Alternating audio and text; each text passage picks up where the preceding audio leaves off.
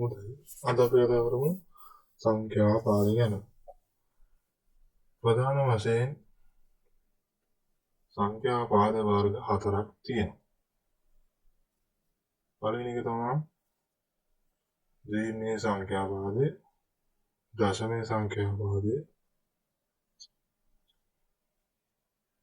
ඊපස්සේ අෂ්ටමේය සංඛ්‍යා පාදය, ෂඩ්දශමේය සංඛ්‍යා පාදය.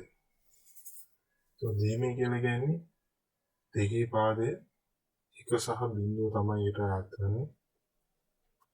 දශමය කියන්නේ 10 පාදේ 1 සිට 10 දක්වා තියෙන අංක සංඛ්‍යා අයත් වෙනවා.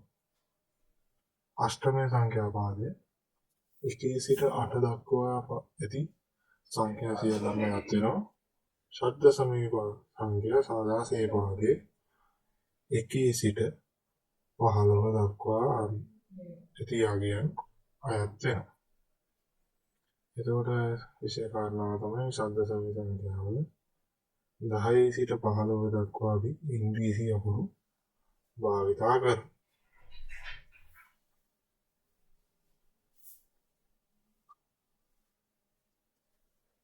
ඔයාලට පේනවා English letters 10 කියන්නේ A, 11 කියන්නේ B,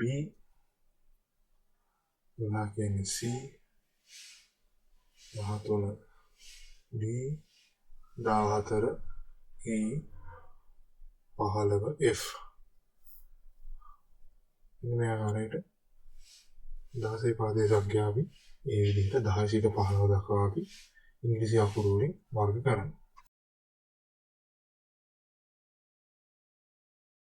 දැන් අපි ද්විමේය සංඛ්‍යාව පරිවර්තනය කරන්න යන්නේ.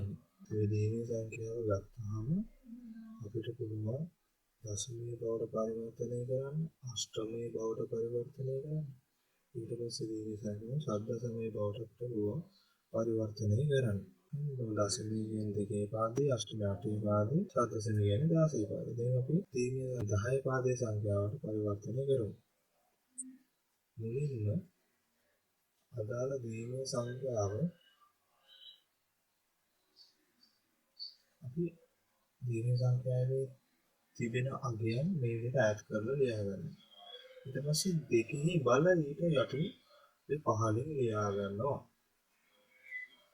දෙකේ බිංදුව, දෙකේ 1, දෙකේ 2, දෙකේ 3, දෙකේ 4, දෙකේ 5, දෙකේ 6. ඊට පස්සේ ද්විමේය සංඛ්‍යාවේ උඩ එක තියෙන අගයන්ගේ දෙකේ බලය අපි 15න් ලියා ගන්නවා. දෙකේ බිංදුව සමාන වෙනවා 1ට. දෙකේ 1 2යි, දෙකේ 2 4 නෑ, 8යි 16යි 32 නෑ. ඊට 64 අපි ගන්නවා. ඊට පස්සේ මේ ගත්ත අගයන්ගේ එකතුව ලබා ගන්න. හරි. දෙකේ පළවෙනි සම අපි මේ විදිහට ගන්නේ. ඊට පස්සේ 64 දාන 16 දාන 8 දාන 2 දාන 1. ඒ උත්තරේ විදිහට ලැබෙනවා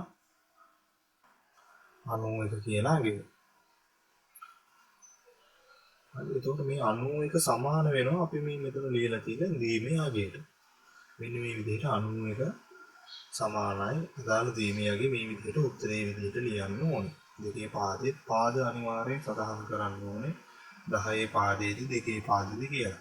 දැන් අපි බලමු මේ 91 නැවතත් ද්විමේය කරලා. ඒ කියන්නේ 10 පාදයේ සංඛ්‍යාව ද්විමේයකට අපි බලමු 91 නිවැරදිද කියලා බලමු දෙකෙන් බෙදලා. දෙකෙන් 15ට බෙදාගෙන යනවා. 45යි ඉතිරි 1යි 22යි ඉතිරි 1යි 11යි ඉතිරි බිංදුවයි 10යි ඉතිරි 1යි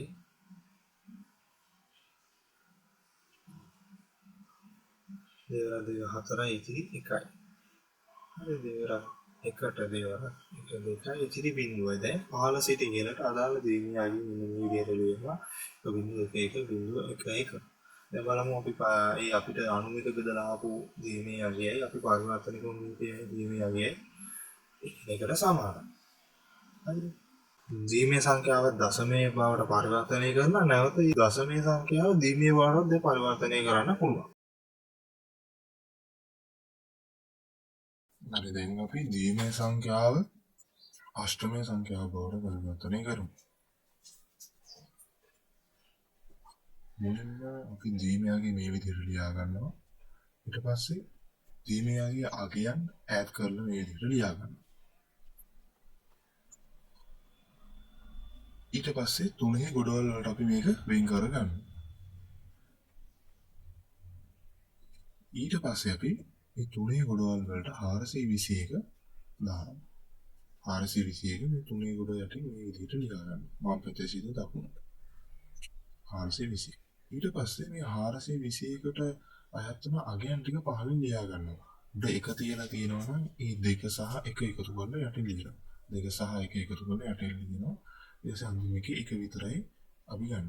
ඊට පස්සේ මේ ලැබුණු අගයන් ටික අපි මේ විදිහට නම් කරලා ලියා ගන්නවා. ඊට පස්සේ යටින් 8 පාදෙහි අගයක් විදිහට මේ විදිහට අපි දක්වනවා. දැන් අපි දෙවියන්ගේ සද්දසමේ සංඛ්‍යාව බවට පරිවර්තනය කරමු.